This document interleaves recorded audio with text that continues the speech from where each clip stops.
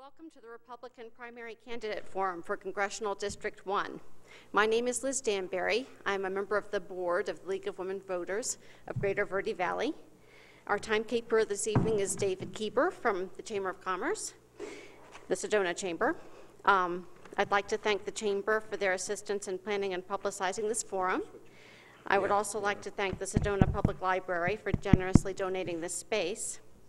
In addition, I'd like to thank Ryan Nichols from Yavapai Broadcasting for coverage of this event. The League of Women Voters is a trusted, nonpartisan political organization celebrating our 92nd birthday this year. The League encourages the public's informed and active participation in government. While we never endorse any particular candidate, we are directly involved in shaping public policy through studying important issues and using our positions to advocate for or against those issues at local, state, and national levels. Throughout our 90-plus year history, the League has been a voice for sound government practices. The League places an emphasis on voting and voter registration and is nonpartisan in presenting factual, unbiased information on candidates and the voting process. We do not support or oppose any candidates for office. This evening, we'll present a forum for the Republican candidates for Congressional District 1. The Democratic candidates were not able to attend. The candidates are Patrick Gotti and Gaither Martin. Jonathan Patton is unable to attend, and Douglas Wade has withdrawn from the race. The format we will follow is each candidate will have, I'm going to give you 3 minutes to introduce yourself if you want it, but you could go ahead and take 2 if you want. Then each candidate will have 3 minutes to respond to 2 questions which the League provided to them in advance. After a short break to give you time to submit your questions, which you can write down on the cards that are being distributed, we will give the candidates each 2 minutes to answer your questions. The candidates will close with let's give them a 2-minute final statement. Our timekeeper will give the candidates warnings when they have 1 minute left, 30 seconds left, and when their time has expired. Cards will be distributed to the audience for your questions to the candidates and will be collected by Mary from the League. Please try to keep your questions succinct and pertinent to the office whose candidates you are asking. Questions may be to one of the candidates or to both of them. Questions of a personal nature or attacks will definitely not be accepted. I have decided we'll just go in alphabetical order. So we will start with Patrick Gotti, and you have 3 minutes for your opening statement. Well, thank you very much for having us here tonight. It's always a wonderful opportunity to be able to get to talk to additional people that we're not able to see from time to time. My name is Patrick Gatti. That's G-A-T-T-I. No relationship to the gangster that died. That was G-O-T-T-I. My background basically is I started a business in 1977. And after 27 years of being in business, I sold it. I was able to keep the commercial building that my business was in and 2 other businesses that were there. You know, I found that I was able to develop budgets. I found it was necessary to have a budget. It was necessary to come up with a forecast of what my business was going to be for the coming year. And to me, it's hard to imagine a country as large as the United States that can go for 3 years without a budget, not knowing where their money's coming from, and worse yet, knowing where it's going. They don't seem to know where it's going. And nobody seems to want to take issue with it except for the Republican Congress that has passed a budget and passed it on to the Senate. It's irresponsible of the Senate not to accept a budget, not to argue a budget, not to make changes to the budget, but to work with it.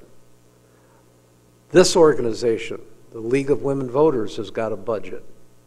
Now, how can it possibly be that a country like the United States doesn't have a budget? I'm running for Congress because I dislike the direction that this country has taken. And, you know, we've lost all, we're into $16 trillion in debt and rising, and we've lost the family values. We've lost so many things that we have endeared close to our hearts, and I find that it's terrible. My qualifications for this position, besides my business background, is that I was on the city council for 21 years, 2 of which were as mayor pro tem. And I find that I have more legislative qualifications than anybody that's running currently. So I think that I would do a good job for you. Thank you. Thank you. Mr. Martin? Thank you. First of all, I want to thank you all for coming out tonight. You know, there's a million things you could be doing. I know that. I know it is kind of a nice night to be inside with it raining a little bit outside, but being in Arizona, you know, we never complain about the rain.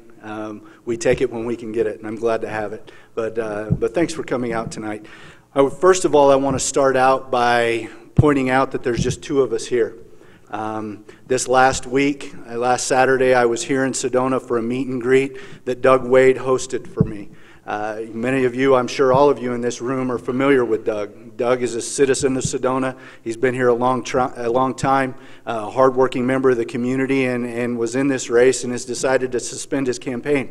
That's a hard decision to make, folks, and I think I want to give Doug the appropriate recognition for the work that he has done up to this point in the campaign. You know, when you take on a commitment like this, you pour your heart and soul into it, and it's not just you. Your family makes sacrifices. Those closest to you, your business associates, make sacrifices, and Doug has done that. Doug was gracious enough to throw his support behind my efforts going forward in this campaign, and I'm appreciative of that. That's not an easy thing to do either, to step away and then decide that you will be willing to help someone else who Doug and I have, from the first time we met, I believe it was in Casa Grande at the Cowboy Church, and Doug and I just struck it off because I think we're coming at this from the same direction. And that is, we need change in Washington. But the kind of change we need is the kind of change that comes from folks who are not part of the system, who are not from the inside, folks who have not been in politics as a career, have not been lobbyists for a career, but bring fresh ideas and bring commitment to conservative values. As I look at what we need to get back on track in this country, it is good, solid conservative values, and not just when it's convenient. I think that's what we've seen from some of our elected officials in the past, are being what I would call convenient conservatives. And so as I look at this race, at the opportunity to represent you, I want you to know I was born and raised in this district. I think that's important. I think it's important that we have somebody from this district that lives the issues, that didn't just fly in and want to run for political reasons. I'm committed to this district. I have 5 generations of family in the state of Arizona. The majority of the time they lived in CD1 over in Apache County. And you'll get to hear more about us, and I hope to get to tell you a little bit more about what we're doing tonight through the course of this event.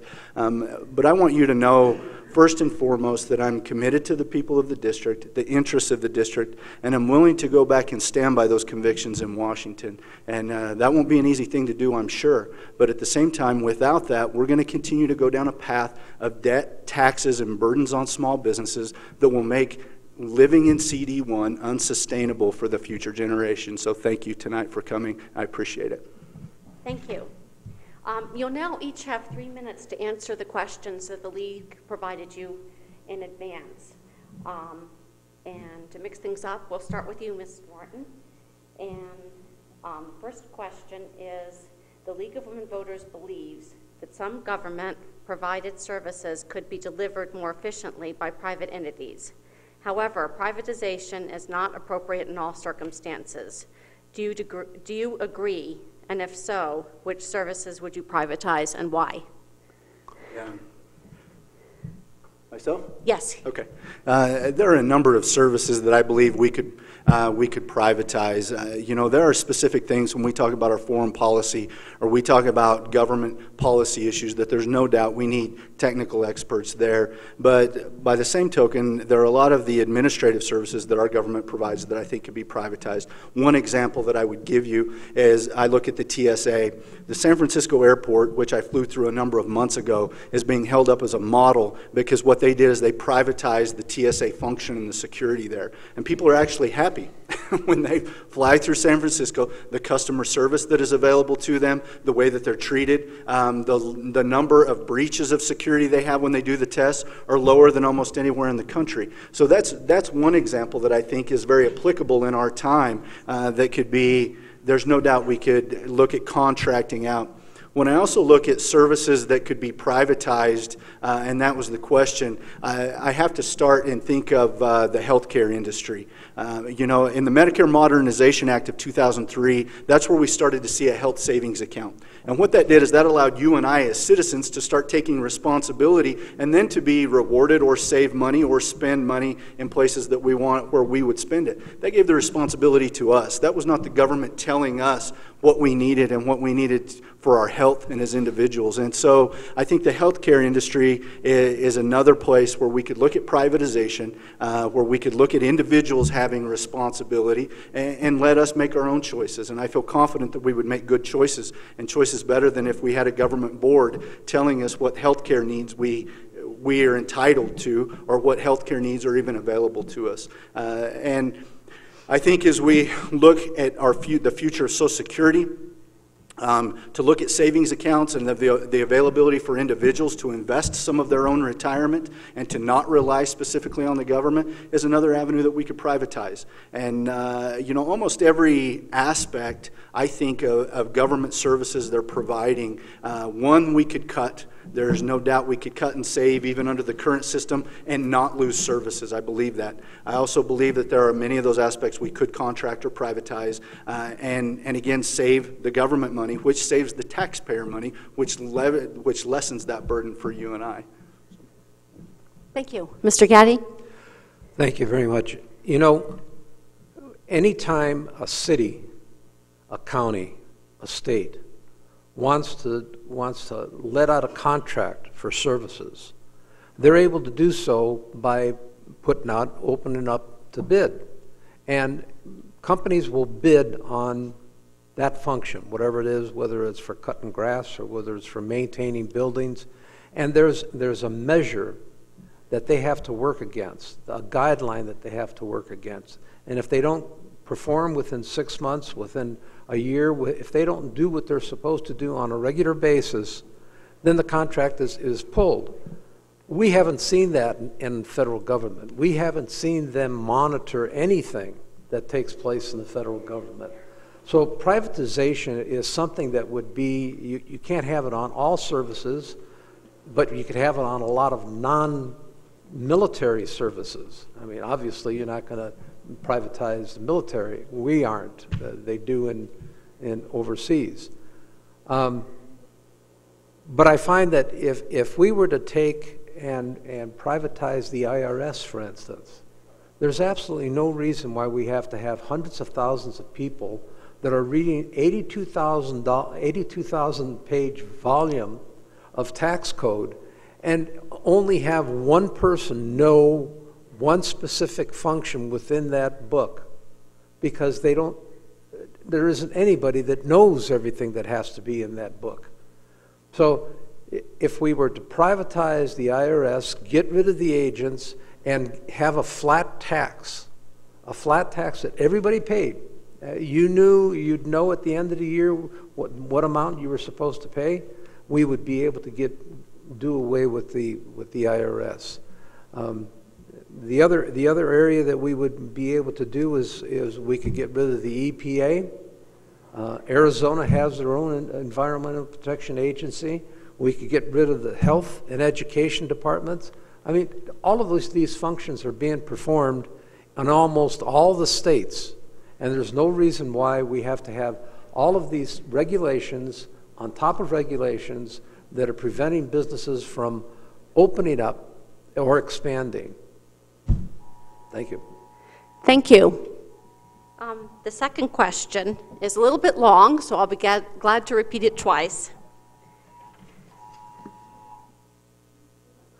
Air raid? Is this a test of the emergency broadcast system? The 2010 Supreme Court decision in Citizens United created major loopholes in the disclosure of spending by campaigns and outside groups.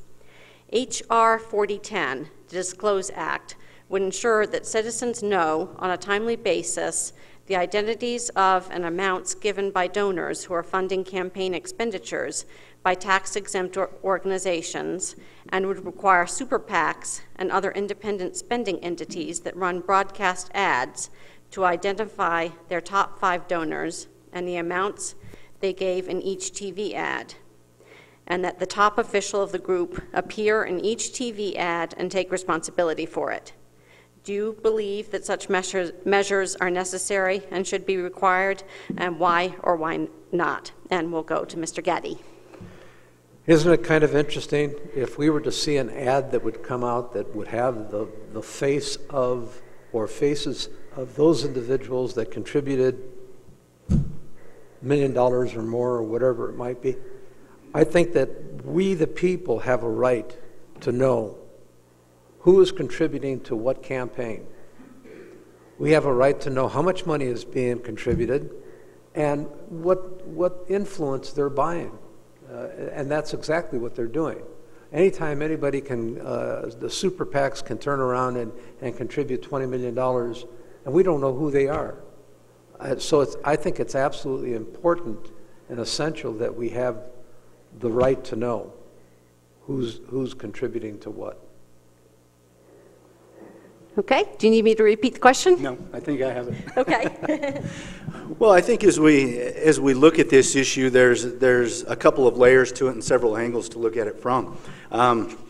There's no doubt that disclosure is important. Transparency is important. I think we do, as individuals, as citizens, we should know who's influencing policy and influencing things in Washington. However, there is some risk at that, and I think the risk that you recently saw was with Chick-fil-A, where you had the CEO of a company express a political opinion, and then you had groups assault the business because of the opinion, the political opinion of an individual. And in that case, I think from a disclosure point of view, I'm for it, but we need to be ready for it. We need to be ready that there could be repercussions for that on individuals, on businesses, for those who express political opinions. The other thing that I want to point out on the Citizens United case, and that we're constantly talking about super PACs, but the other party refuses and does not want to discuss money given to unions.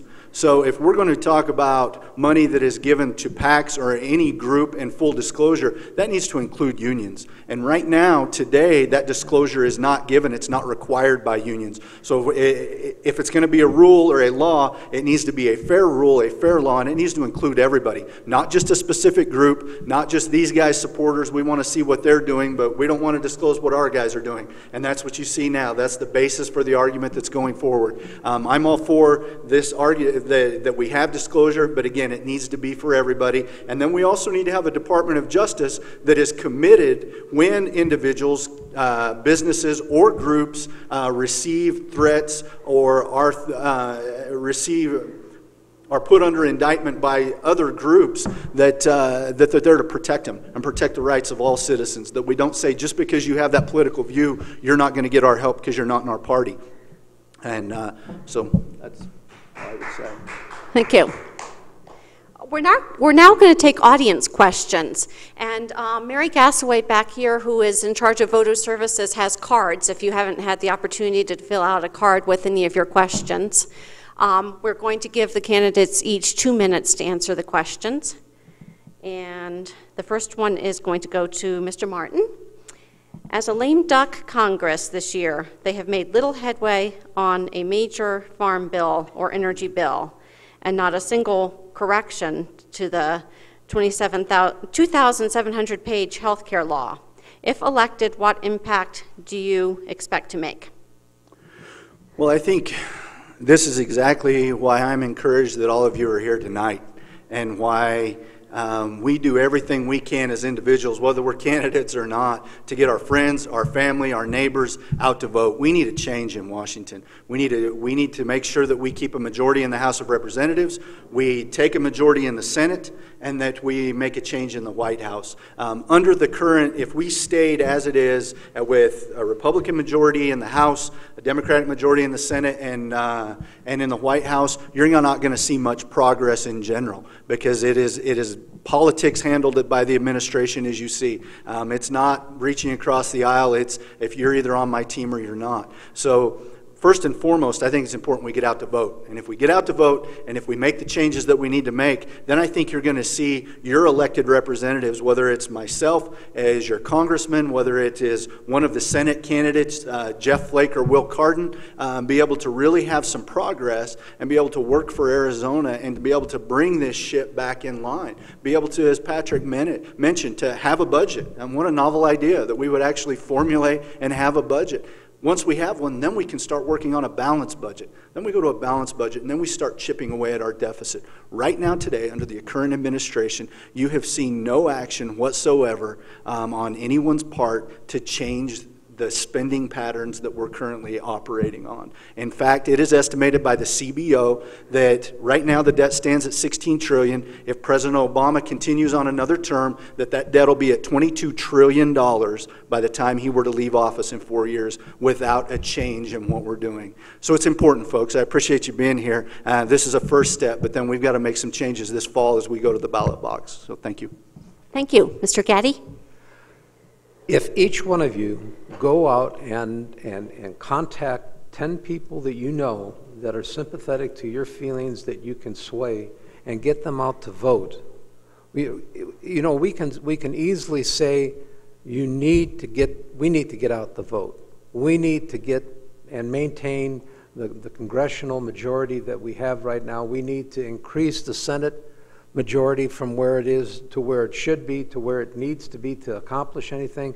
We can say all those things, but it's not going to do any good if you folks don't leave tonight with the understanding and realization and the gut in your feeling that you're willing to go out and make these calls and tell people that you have to get out and vote.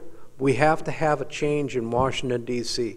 The Affordable Health Care Act that is so euphemistically called Obamacare, if that thing is not reversed, we are going to be in an absolute world of hurt as a country. It is going to cost us millions of dollars. And I haven't spoken to a doctor that has said one good thing about it or anything encouraging. So we just need to get out and get the vote out. Thank you. Mr. Gaddy? Or I'm sorry, Mr. Parton. I answered first. Oh, I'm sorry. Next question. I'll answer it again. If you'll give me another 2 minutes, I'll keep going on this one. This is a good one. Let's go on to another one. What's your position of English as the language for the U.S.? What's my position? Yes. English as a language? Yeah. We're in the United States. I get irritated at going to DMV or taking a look at our ballot and finding that we've got 15 different languages that are printed. I understand that if you're an international individual, you want to be able to read the book and understand it. But you're also driving our streets, and you should be speaking our language. Not that all the signs are in English because they're international signs. I think that the English as a primary language is the only language. Press 1 if you want English. Press 2 if you want something else. There's nothing more irritating than having to answer a machine that's asking you what language you're going to talk in. You're in the United States, and this English is a primary language. Okay, Mr. Barton? And I think it goes a little deeper than day-to-day functions or whether this is a political issue. I think it's a broader social issue. And with English being the primary language, not just in this country, but is seen as the business language worldwide. As you see on my materials, I had the chance to work for a number of years in Iraq as the senior advisor to Iraq's Minister of Planning. One of the things that was interesting about that is very seldom did I need a translator. And I didn't need a translator because most of the upper echelon in the Iraqi government and the working class spoke English. Even under Saddam's time, Saddam sent people out of their country, out of Iraq, to learn English. Now, maybe they didn't come to the U.S., maybe they went to other countries, but he understood, but for their economic success, even for a country like Iraq, that folks needed to be able to speak English on an international level. And so, as I look at the proposition or a proposition of having, bilingual schools or things of that nature, it's a burden on our teachers, it's a burden on our budgets, but most importantly, we're doing the kids a disservice. If you want kids to be successful in this country, to grow up, to have the opportunity to go to college, to be successful in business, they need to know English. It's no different if I decided to up and move to France per se and open a business. I would need to take the time to learn that language because that's the language of the country. And so it goes deeper than just, I think, a surface level of documents or phone calls or things of that nature. It goes to the heart of what we want to see, what we need for folks who want to come to this country and be contributing members of the society. Learning the English language, being fluent in it, is one thing that will enable them to be successful at any level. And we need to encourage that. We need to, I think, make sure that we're not having any legislation or encouraging anything otherwise. So thank you. Thank you. Mr. Martin, your next question is, how do you plan on being sure Medicare will be there for younger people? Well, I think we do that by making sure that, that there may be some hard choices we need to make today. There is no doubt, as you look at the way government is spending, as you look at the sheer number, the number of baby boomers that are coming onto the system versus those who've been paying in. And that means we need to be more efficient with the way we handle Medicare. That means that we need to make sure that we are looking at things that are outside the box, like we talked about, health savings accounts, things that enable individuals, but also things that can save the government money. And we also need to encourage, I think, be proactive about the way we look at health care and first and foremost, repeal Obamacare. I don't see any way that we have Medicare available to the next generation if we don't do something about Obamacare today, financially. The math just doesn't add up. You can't square that circle. It doesn't make sense. If we don't take care of our financial burdens today, those services aren't going to be there for the next generation. So first and foremost, I think what we can do to ensure that Medicare is there is balance a budget. Start chipping away at our federal deficit. Start looking at a government that is not continually growing, but a government that provides services and does it economically. Those are the things that we can do to ensure that Social Security and Medicare and other things are available. If we don't, then there's going to come a time where we look like Greece, where we look like Ireland, where we simply don't have the money to sustain those services. And so that's what I think would be my challenge going forward in order to make sure those services are available and sustained. We have to balance a budget. We need to be fiscally responsible. Thank you. Mr. Gaddy? We have millions of people that have been paying into the Medicare fund, been paying into IRS, been paying into Social Security.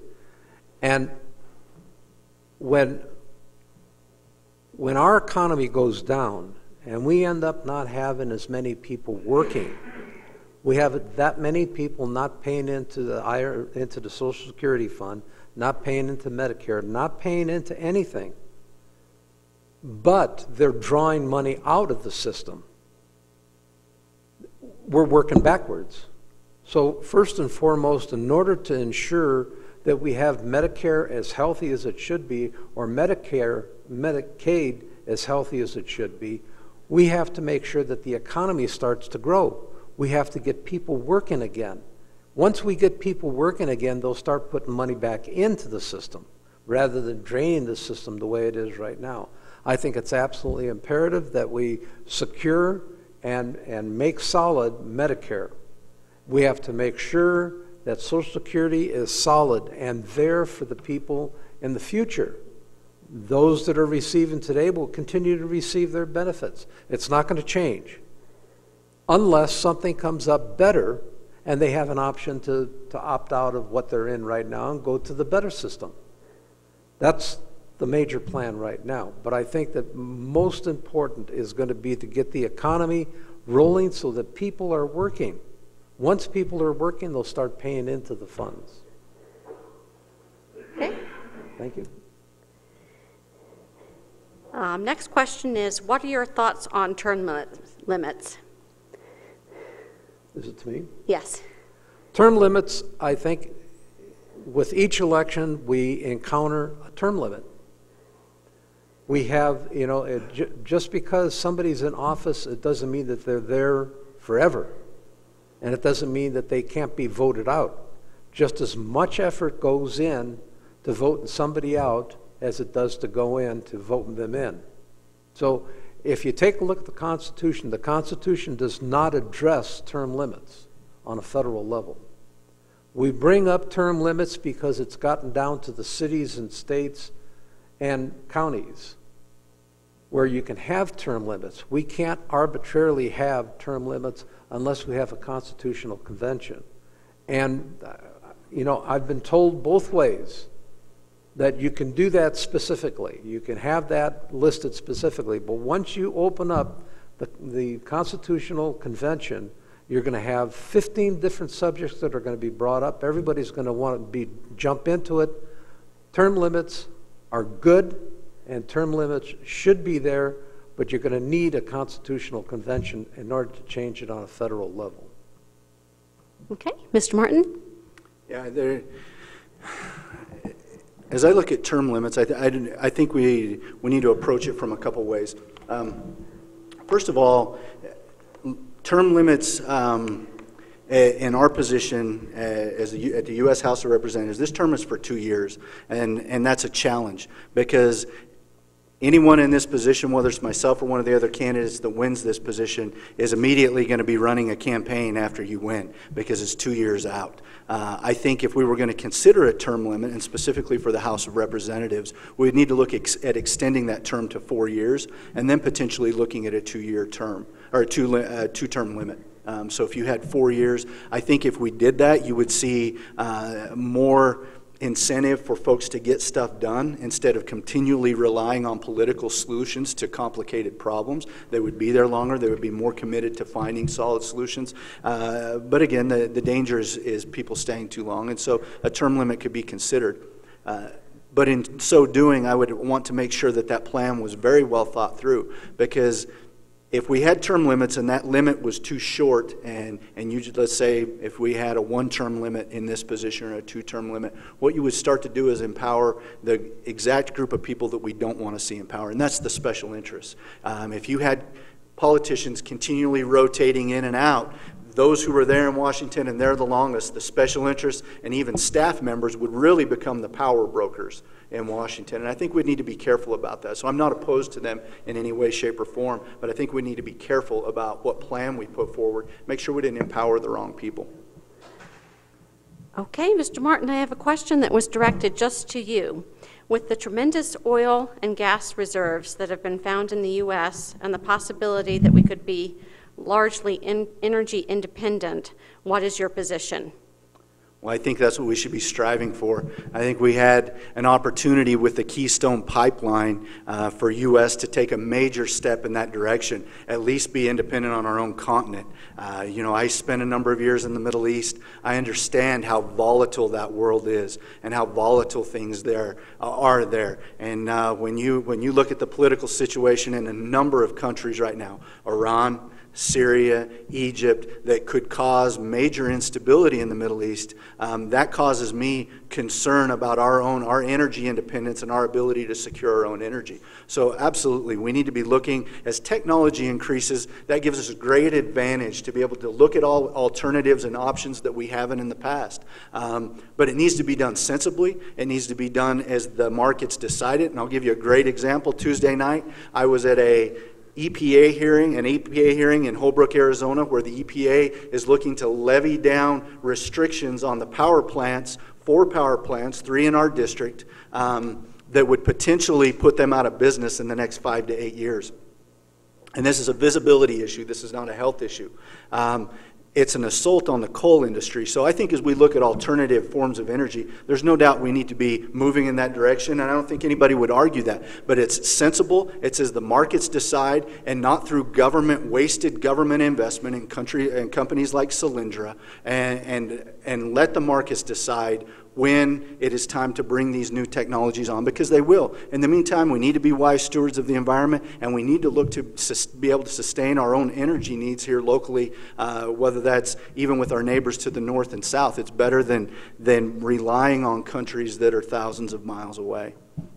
Mr. Gaddy, would you like to respond to this question? We have, in this country, we have shale extraction of oil. You know, it's a free market. If we let the marketplace take its head and do what it does best, if it's going to be profitable, if it's something that's going to work, the market will allow it to work. But when the government steps in and keeps piling restrictions on top of restrictions, I mean, you get one EPA, the federal EPA says one thing, and the Arizona EPA says another thing. And as long as we have those kinds of things taking place, we're not able to let the free market take its place. And the free market is what's going to say, okay, I can extract oil from shale, and make it profitable. I can make money on it. I can take propane. I can take gas, natural gas. As long as you can do that, then the market will sustain itself and thrive and give us exactly what we need so that we can be self-sustaining. And, you know, it becomes a matter of national security that we allow these things to happen. We should not be dependent upon a foreign nation or nations that controls what happens in our country. Okay. Next, Mr. Gaddy, what are your thoughts on same-sex marriage? I think marriage should be between a man and a woman. I've gone through this over and over again. There are so many means for individuals of like sex. If they want to have a courthouse marriage, that's perfectly fine. That's what they want to do. They can have family trust can be developed. They can get an insurance policy that allows them to get money the same way any other married couple. They can have all the same benefits that any married couple wants and has. They don't have to actually be married. And I think that we get into problems with that when they start to start adopting children. And to me, it's unfathomable to have same-sex people having a child. I can't imagine that child being raised in a family environment such as we've been used to and such as we've come to be accustomed to. And that's one of the other things that I was indicating in my first remarks, is that our family values are going down when we're taken to task over a same-sex marriage. And I don't agree with it. Okay, Mr. Martin. I believe that marriage should be defined as one man and one woman as well. I think we have a Defense of Marriage Act, DOMA, that was passed, interestingly, under the Bill Clinton administration. It wasn't passed under the Bush administration. People often forget that, and they think this was an issue, this defense of marriage was something that the Republican right has dreamed up on their own. It's emphatically not true. The Defense of Marriage Act was actually signed by Bill Clinton. I support the Defense of Marriage Act as it stands. The current administration has refused to enforce it in any way, as they have a number of other regulations. But I think it's a sensitive issue. I think that it's something that people are obviously concerned about and they think about. But my position is, and will continue to be, that marriage is defined, as you asked, by one man and one woman. Okay. Mr. Gaddy, please outline the main differences between the health care plan of Romney-Ryan and Obamacare. Well, that could be complicated in itself. Would you like me to give you 3 hours? I think that Romney-Ryan plan allows for individuals to be able to honestly be able to have their medical bills taken care I think that we're in trouble. We're in trouble when we try to understand what in the world Obama's plan is to start with. I mean, it's hard to make a comparison between the two when there isn't one person that I know of in Congress or the Senate that has read that bill to understand those 2,000 pages. And none of us are going to know what's in those 2,000 pages until time passes. And it's going to be over a grand period of time before we understand what has actually taken place in Obama's bill. The one thing that we do know is that it's going to cost us billions of dollars. And for that, we need to be concerned. And any other plan that comes up, unless it's so radical, which I don't believe that Romney-Ryan plan is, it's going to devastate us. So. Okay.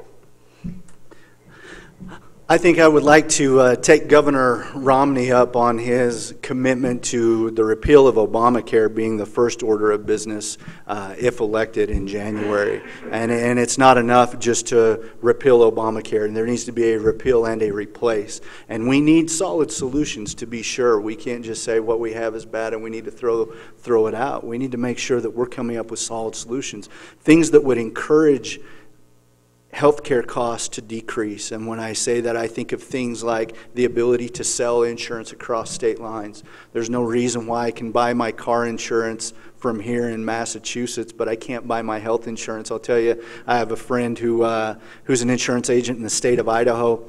When I returned from Iraq in 2007, I was in a position of having to supply my own health insurance, which was just fine. So I was calling around, I was shopping around. I called him in the state of Idaho. I said, Alan, I need health insurance. Here's what I would like. Can you help me out? And he said, absolutely not. I can't help you out. He said, I can give you some numbers and here's some people you can call in the state of Arizona, but I can't sell you a policy. And that should change. Competition would bring those costs down, so we need to have that ability. We also need to make sure we look at things such as tort reform. Reform that would put caps on damages. Now, that's largely something that the states will have to take up, but I think we should encourage that from a federal level. Encourage the states to take up that challenge to put those caps and to help bring costs down. And then thirdly, things like the health savings plan, like I talked about a little earlier. We need to get creative about ideas, things like that will help reduce costs and empower the individual, empower all of us to take those decisions for our own health care, to take those decisions and to be in the driver's seat and not just passing that responsibility on to the government or not being able to take it from them. I think we all know individually what's best for us, and we shouldn't be relying on the government for those decisions. So if we're creative, I believe we can come up with a plan and all of the details needed to bring those costs down. Okay, we have several questions that are basically asking whether or not you support different positions.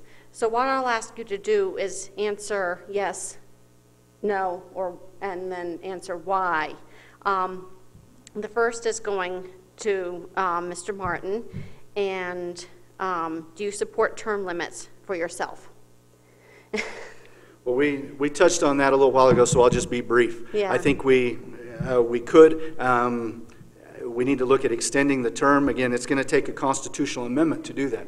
Constitution outlines. I'll be frank with you and tell you if I'm given a choice in prioritizing what constitutional amendment I would be in support of, because believe me, there's not going to be a flurry of them. We will have an opportunity, maybe one or two. I would pursue a balanced budget amendment before I would pursue a term limit amendment. So I think that it's important and I would fight for it, but I can tell you by list of priorities, balancing that budget long term is what's going to save our country. So yes, I'm in favor of it. Yes, I would be in favor of it for myself, but I would prioritize some things if we were looking at something that needed a constitutional amendment like a term limit. Okay, Mr. Gaddy? Well, oddly enough, and this may seem strange, I basically am going to agree with Gaither. I could make it quick and simple. But I think that again, it goes back to what I was saying before. If we don't have a balanced budget, for the life of me, I can't understand how the Senate has gotten away with it. It is the law. It's on the books. It's the law. We're supposed to have a balanced budget. We're supposed to have a budget to start with. every year. Whether it's balanced or not, it has never been. So I would support fully the fact and fight fully for a budget and enforce the law. You know, we've got laws on the book about immigration, and the heck, nobody's enforcing immigration laws, so why should they enforce the budget law? I would do that, and I agree that that is the most important part before I would support, not that I wouldn't support, term limitation. Okay. Mr. Gaddy, do you support an audit of the Federal Reserve? Not only support an audit of the Federal Reserve, but I would actually question very strongly whether the Federal Reserve needs to exist. Nobody has shown me what the Federal Reserve's purpose is. By name, the Federal Reserve holds money for us. So I would support an audit on the Federal Reserve, and I would also endorse and work for the disestablishment of the Federal Reserve. Okay, Mr. Martin? Emphatically, yes. We need to, I don't know how we can continue to have government agencies that think they can operate autonomously and not answer to, the citizens. Really, that's who our government should be answering to. So whether it's the Federal Reserve, whether it's the EPA, whether it's even the CIA, we need to make sure that things are audited, things are happening that we, the citizens, are aware of, and that we have an influence over. So absolutely, I would support an audit in short order. Okay. Do you support the death penalty? Yes, as it continue, I believe we do need to continue to support the death penalty. I do. We do have cases where you see where folks, it is proven through technology and later on that maybe they didn't commit the crimes, but I think we're talking about a smaller percentage than what is actually folks who are guilty of crimes, of atrocious crimes. And I think that this is something that is taken up at a state level, and this is handled by the states. I think it needs to stay at a state level. This isn't a federal decision. It needs to be handled by the states, and if the citizens of the states believe that that punishment is deemed appropriate for the crime, then I will support the citizens of the state to take that decision, make that decision, and back them in having that decision. Arizona has decided that that is a punishment that is deemed appropriate, and I would back the citizens of Arizona, more particularly the fact that the state needs to make that decision, and this is something the Fed should stay completely out of. The federal government sticks their nose in where it doesn't belong. And I think that we here are the ones that are going to make a decision as to whether we have the death penalty. It's been voted on, it's been determined, it's a state issue. It's an issue that each and every state, and each state determines which way it's going to be. You can't have people in jail for 50, 60 years and just wait for them to die. It costs $30,000, $40,000 a year to maintain an individual in prison. Now, if they've committed the crime, it's been determined that they're on death row, they need to be executed. That's exactly the way it needs to be. But it has to be handled by the state.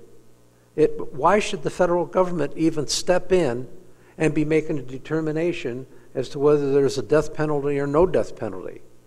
That is determined by the state. Okay. Mr. Gaddy, do you support abolishing the 16th Amendment, particularly the progressive income tax? Well, I've already said that I honestly believe that we should have a flat tax. And with the flat tax, in my mind, I keep thinking 10% is a reasonable amount. If I'm shown that it should be something different than that, and it's valid, I could probably be swayed. But I would say that 10% flat tax, and then at that point you can abolish the IRS. What is their purpose? What's their existence? To collect the ones that haven't paid? That can be handled by a private company. I think we need to have we all need to be willing to contribute to our society, and I think that most people are.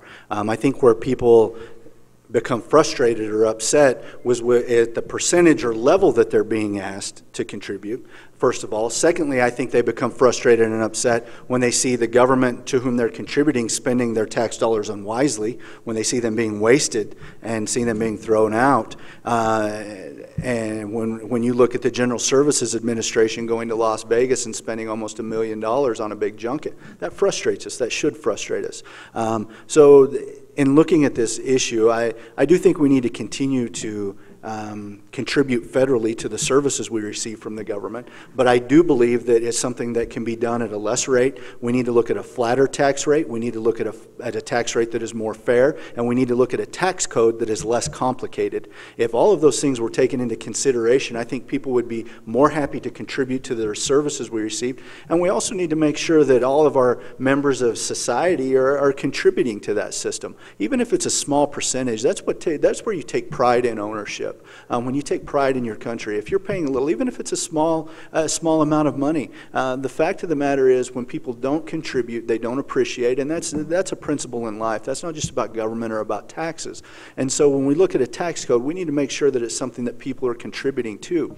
I think we also need to look at loopholes that allow individuals and businesses to back away from their responsibility, but at the same time, we need to be making sure that we're not giving tax returns in large numbers to people who don't contribute at all. It shouldn't be a reward to get a tax return every April when you haven't contributed. I think that's a challenge. And so if we had a flatter, more cohesive tax structure, I think it would eliminate and would solve a lot of those problems that we're currently facing under the current code.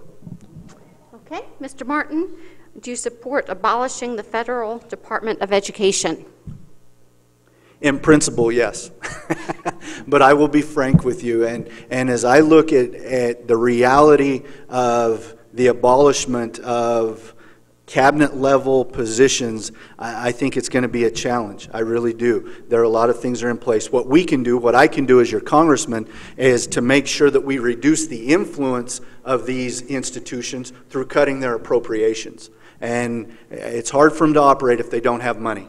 And we need to, whether we're talking about the Department of Education or the Department of Energy or the EPA, we can reduce that role and restrict that role through their appropriations. The other thing we need to do, we chatted about a little earlier, and that's make a change in the White House. A change in the White House would mean a change at the head of these organizations, and that difference in principles would permeate throughout the organization. And you would see individuals who are willing to say, yeah, what we're doing here is not needed, we need to cut it. As it stands now, you have everybody saying, oh wait, we need to grow, we need more, we need to be bigger. And that's not what we need at all. We need to be relegating these roles and these responsibilities back to where the 10th Amendment dictates that they should be, and that's back to the states. Anything out of principle, I believe, when we talk about it, is better handled at a local and a state level than at a federal level. If we're talking about education, energy, so on and so forth, we need to be reducing the role of the federal government, not expanding it. If the opportunity came to make a vote to see that that cabinet level position was removed, I would be all in favor of it and I would push for it. The reality of it is I don't see it happening, so I would present you with a solution that what we can do is to relegate or to reduce that role through appropriations and cutting those appropriations. Well, as I indicated earlier, I believe that the Department of Education, the Department of Health and Welfare, the EPA, those are all departments that need to be done away with. They need to be done away with. Taking the money away is one start, but they need to be taken away with because of the fact that the states already have them. And all they're doing is, again, like I said, they're stepping on our toes, the state's toes. They're adding another layer of requirement on top of what the state has, not augmenting it and making it better or worse. They're making it worse by putting their restrictions on top of the state's restrictions. So the state is the one that should be handling. We have a Department of Education in Arizona. There isn't one state that doesn't have a Department of Education. Will it become impossible to do? It only becomes impossible to do because nobody wants to stand up there and garner the individuals and votes that are needed to get that change made.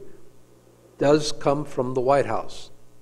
You know, it's kind of interesting that no business ever really did what they were supposed to do on their own. The government is what did it for them. Because they built the roads, and they built this, and they built that, and they did the internet. Where did that, I haven't, one person hasn't said where that money has come from. The government doesn't manufacture anything. It produces absolutely zip, but a lot of pain and agony for the rest of us. They got that money from our taxes. And all they're doing is taking our money and saying, we know better how to handle your money, and we're going to take it from you and give you what we think you should have. Are you in favor of withholding congressional pay until the federal budget is balanced? Again? Are you in favor of withholding congressional pay until the federal budget is balanced? Absolutely. Absolutely. No, I think that's very important. I think that's exactly what should be done. I think not only on the congressional level, but more than that, on the Senate level. I mean, if those guys weren't getting their money, I guarantee you they'd sit down and start doing some talking. Indeed, yes. I would be in full support of that, you know, of anything that is going to encourage our elected officials to do what they have committed to do. And, you know, in the private sector, if you don't show up to work and don't do your job, you don't get paid. And I don't know why that should be any different with our elected officials or our public servants. Folks aren't doing their job. They shouldn't collect a paycheck, especially not my tax dollars and yours. Okay. Are you in favor of abolishing the Department of Energy, Agriculture, Health and Human Services, EPA, HUD, or any others? About covered all of them right there, I think. No, you know, I'll keep this short. As I mentioned earlier, I think what we need to start doing is reducing that role. We do that through appropriations. We should push for that opportunity. If the opportunity arises, I most definitely would take it. But we can start. We absolutely need to start through reducing those roles with appropriations. I think I've already made my position pretty clear on that. We need to get rid of the EPA. We need to get rid of the Department of Education. Everything needs to be turned back to the states. And money that was going to those federal organizations is the money that needs to be returned back to the states on a equal basis. Okay. Would you support having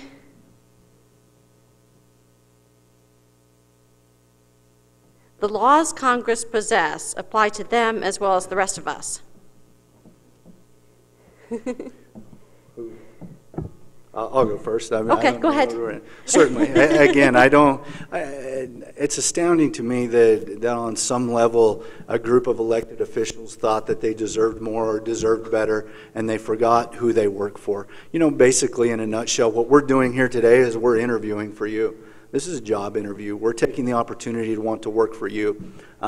There's some folks who have made a career out of this and decided that they don't work for you anymore. They work for others, and it's your blessing to have them in your life. And I think that's a challenge and that's a problem.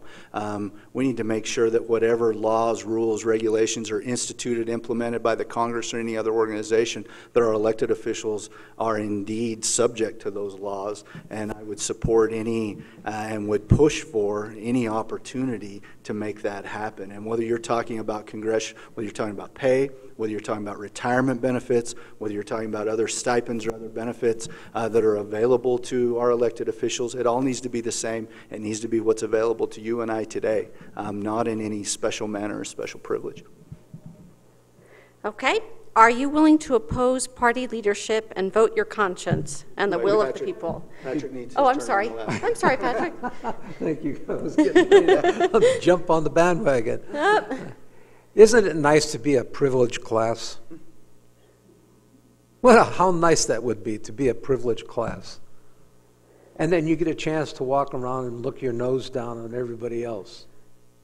Now, how absurd is that to say that, look, I want to go and I want to represent you, but the next time I see you, I'm sorry if I don't remember your name, but I don't care. Because that's almost what it boils down to. That's exactly the way you start to feel when you listen to some of the things that these folks are getting and what they're doing compared to what we're all getting.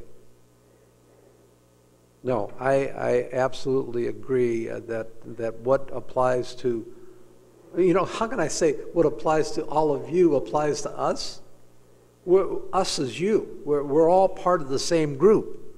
So, we're Americans, we speak English, and we should all be receiving the same benefits. Okay, now I'll ask, are you willing to oppose party leadership and vote your conscience and the will of the people? I have on my website that I think it's unfortunate that the people that we vote into office go to Washington, D.C., and do absolutely the opposite of what they promised when they were standing right in front of me, looking at me, and telling me, I promise I'm going to do this. Now, it's for us to judge what their ability is to be able to make that promise come true. If they promise to climb the wall, you and I both know they're not going to be able to climb the wall, so they're full of baloney and we shouldn't be voting for them. But if to promise to do the best job that they possibly can and be as honest to themselves and to you, that I can accept. Yeah, I think that's why events like this are so important, because it gives you the chance as voters to be better educated, to get a feel for us as candidates, to get to hear from our mouths, our positions, and get a feel for us as individuals. And that's why I appreciate you all being here tonight, because these are vital. It's more than just looking at a road sign and seeing whose sign has the best colors or the best color scheme or something of that nature. Absolutely, as we look at things that are very close to the things that we're discussing tonight, an increase in the debt ceiling, I would not have supported that. I wouldn't have supported it then. If I'm elected, I won't support it going forward. The problems we face today are, again, getting back to our principles and standing by those conservative principles. As long as we're going to do that, this country will get back on track. And, I think that's why, again, as voters, these events are important. It's important for us to know that who we face, that we face you, the voters, the constituents, that we face the people. We don't face the special interest groups. We don't face our peers. We don't face party leadership. That's not who we're accountable to. And when that's forgotten, that's when bad choices are made. I think that's why it's also important to make sure your representative, whomever that may be, is someone who knows your issues, who understands your issues, and who lives your issues. And with that being the case, then we have elected representatives that come from the body of the people. We don't have elected representatives with ulterior motives. And absolutely, I would vote my conscience without a doubt. And there's no doubt there would be peer pressure in Washington. I'm sure there is. There was peer pressure in junior high, and there was peer pressure in high school, and there's pressure all the time. But have to remember as elected officials who we face and who we're working for. And if that's the case, then I think we'll be just fine. One thing that I wasn't there in 1776. Nobody in this room was. But realizing the people that signed the Constitution and the Declaration of Independence, realizing that they put their neck on the line, they knew doggone well the possibility of getting executed was probably a reality that was right around the corner. And we have to get back to that emotionality that was taking place then. We have to bring it back up and realize that if we don't stand up for what we believe in, we don't stand up for the Constitution, and we don't stand up for what this country was originally built on, we're going to lose it all, and it'll become Obama land, the way he wants it. Does anyone have any further questions? We don't need to be so formal here. You can raise your hand if you have anything else you'd like to ask. Yes?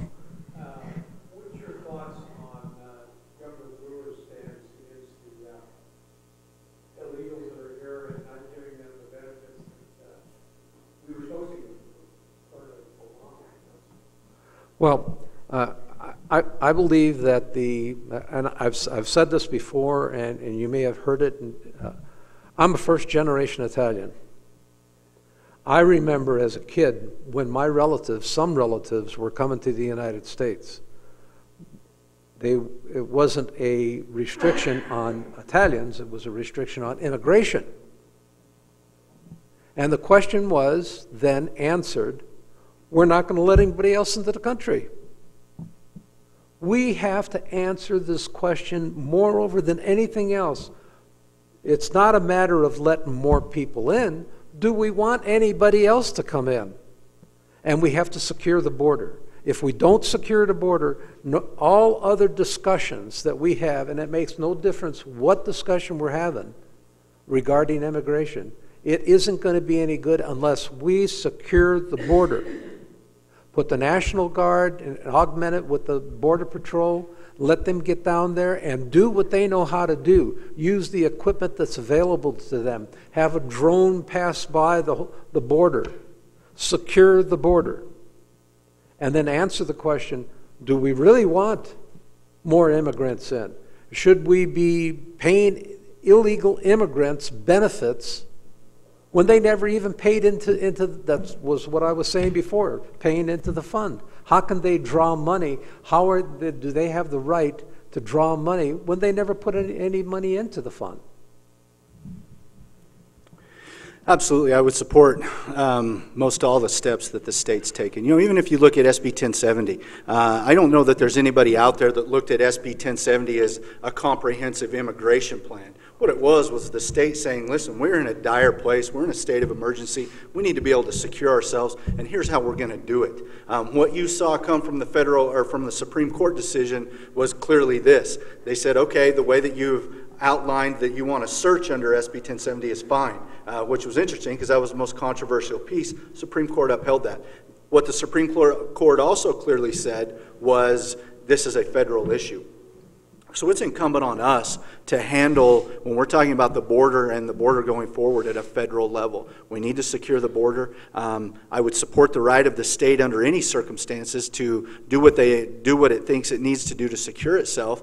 And part of the problem has been the legal battles that have taken place that have allowed services to be provided. So if the governor is taking a position that says, you know what, maybe we need to reconsider this. I'll give you an example. A lady in the town in Eager where I live, they have older children, but they've adopted 2 younger children. As part of that adoption process, the kids have to stay on access until the adoption is complete. They can't bring them on their own insurance legally. So they have forms and they have to keep the kids on access, state-provided insurance, until that's completed. Her form is about 12 pages long she has to fill out. And she goes through this arduous process, fills this form completely out, gets to the very end, and it says, sign here if you have completed the above, or don't fill out anything if you're in this country illegally, and check and move forward.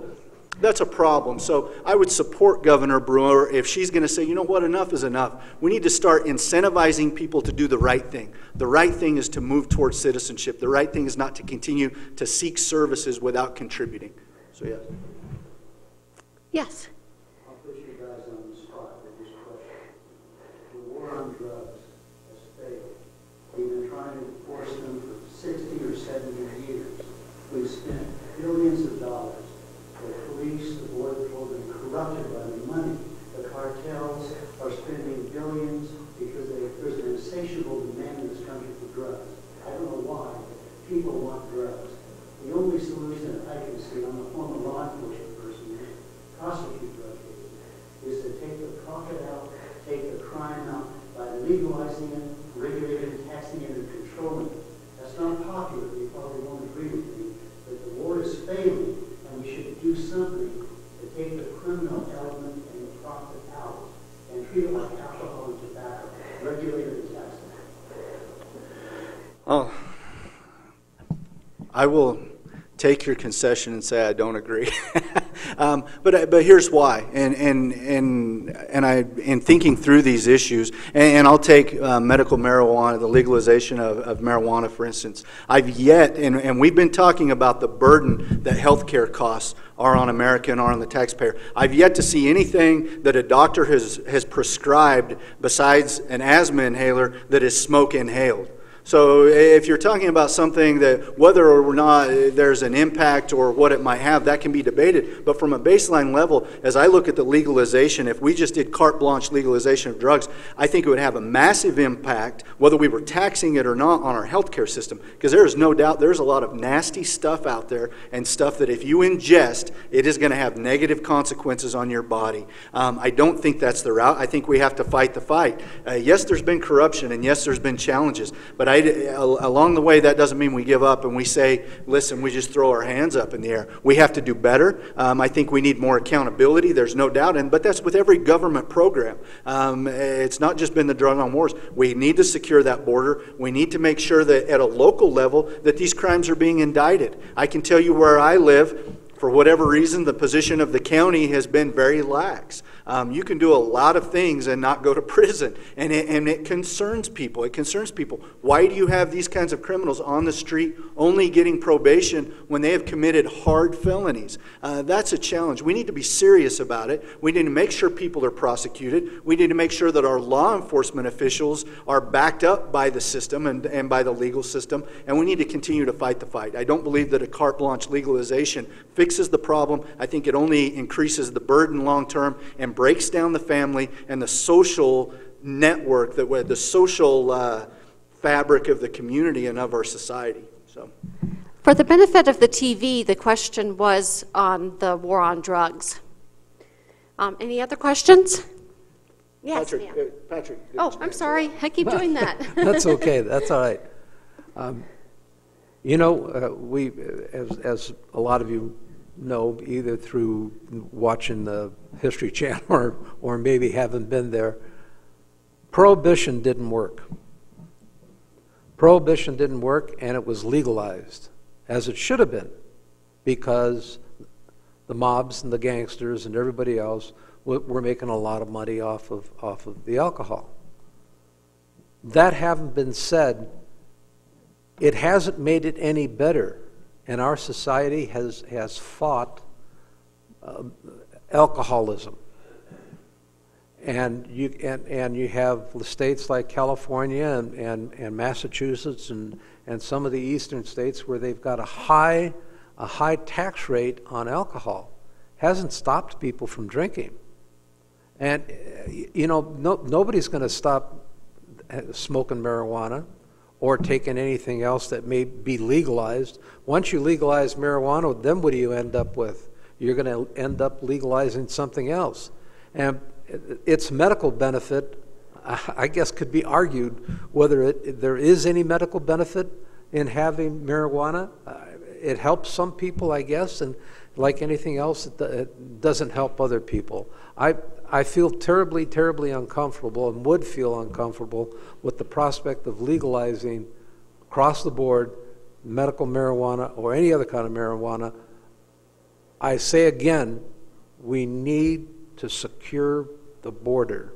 Having secured the border means that we know not only the individuals that are coming across and where they're coming across, but what they're bringing with them.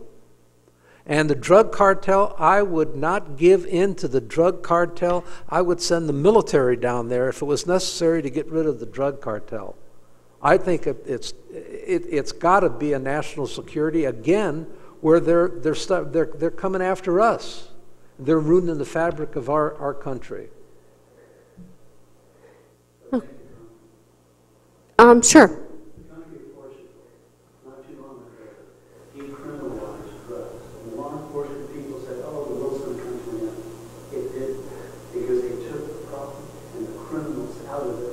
People who want to use it now, and it's illegal.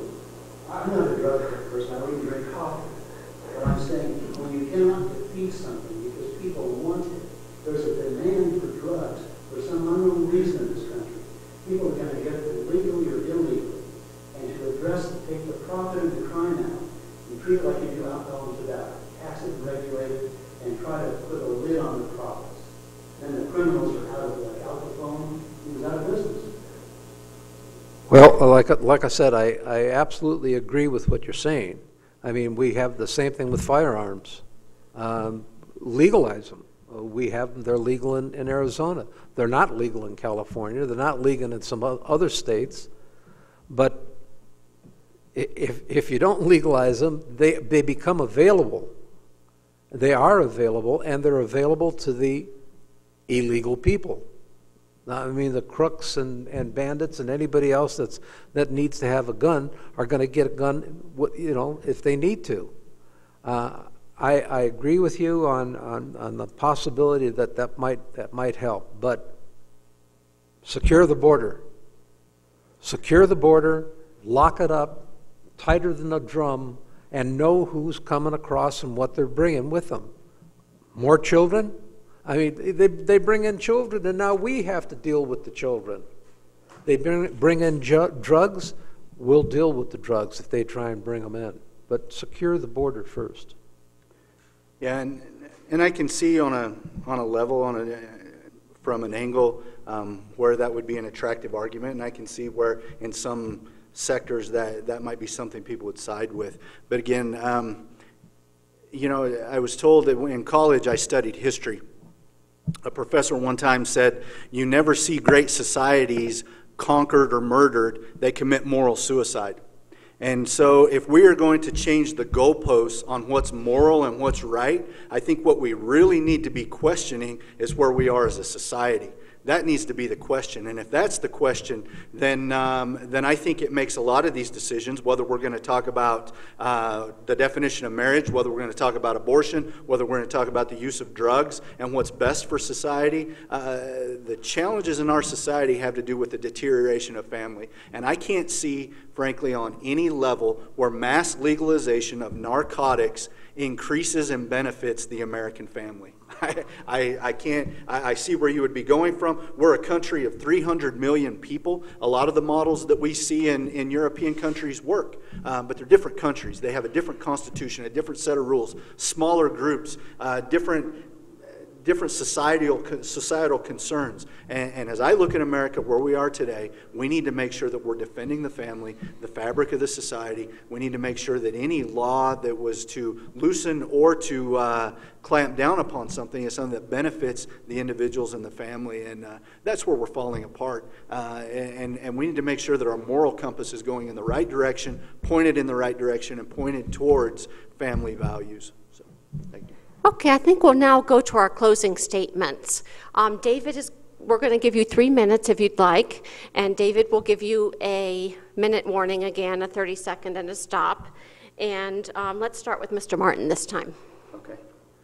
Thank you. Well, everybody, thanks again for coming. Again, I appreciate your time, appreciate your willingness to come and debate some of the issues and agree with this or not agree with this. You know, that's what makes this country great, is we have this opportunity. It's not every country in the world where we could blast out an email or even advertise in other means and get a group of people and openly express our opinions and our thoughts and our political persuasions. We're very blessed to live in the country that we do. I'm grateful for that. I'm grateful for the Constitution that we have, a Constitution that is no doubt a light on a hill. I had the chance to travel around quite a few countries in the world, and I find it interesting that though people are very critical of the U.S., and they often are, especially their political leaders are critical of this or that, I found it interesting to be in in Egypt, and having people have strong opinions about George Bush or or Dick Cheney. I thought it was interesting. People understand what's going on in the U.S.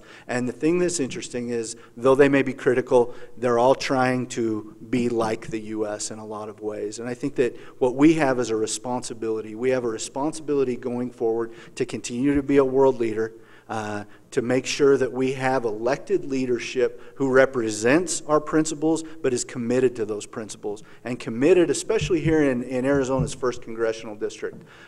It's a great place. We have some of the most beautiful places in the entire country, in the entire world. We have vast natural resources. We need to make sure that our elected officials are wise stewards of those resources, that we get the country back on track through jobs, that we make sure that we have regulation that encourages and a tax code that encourages small businesses to increase, that we, right now in our country, we are at a 30-year low on small business registration. In CD1, we don't have massive industry. We have small and medium-sized businesses. What that means are folks in CD1 are struggling. They're looking for jobs. That can change. That can change in short order if people have confidence in the government, confidence in an administration, confidence in your elected officials that we're going to go to Washington, fight that fight for an environment that allows our economy to grow, that allows the legacy for my future children, for your grandchildren, your children, nephews and nieces, to not be one of debt. Right now, that's where we're headed. We're going to saddle them with debt. We're going to saddle them with the inopportunity to dream, the inopportunity to chase their hopes, their goals, whether that's through education or business, and we need to change that. We need to bring this ship back on track. Appreciate you coming tonight. Have some materials in the back if you'd like to take a look at it, or my website, which is www.martin4congress.com. Thank you.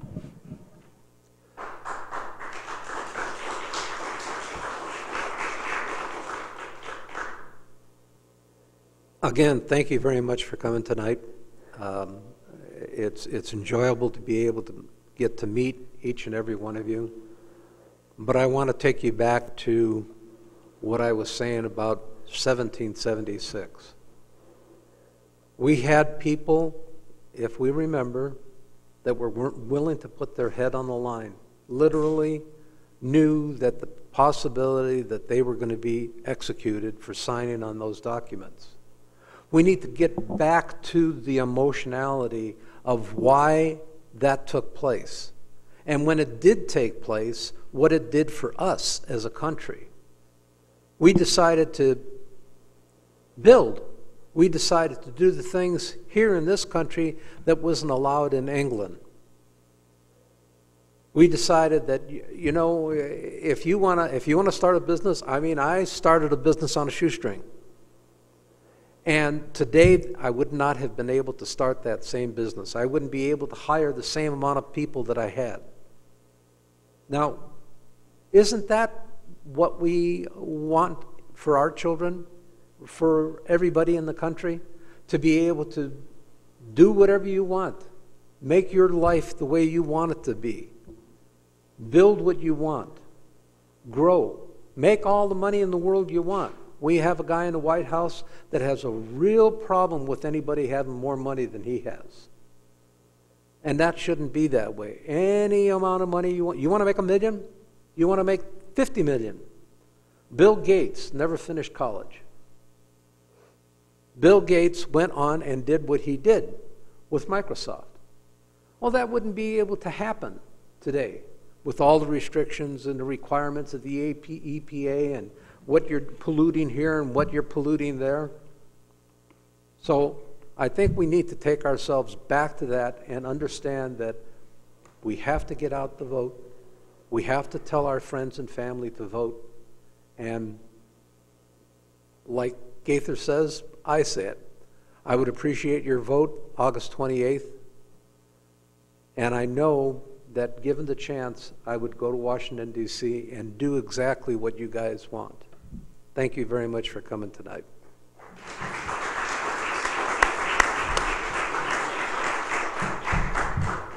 I'd like to thank the candidates and the audience for excellent participation. I'd also like to thank the Sedona Public Library and Yavapai Broadcasting and David Keeper, our timekeeper from the Sedona Chamber. This forum is going to be broadcasted on Wednesdays and Fridays at 2 p.m. on Cable Channel 2 up until the election. Campaign literature is available on the back tables, and the candidates are also available to talk with you outside. This is a primary election to determine who will be going to the general election in November.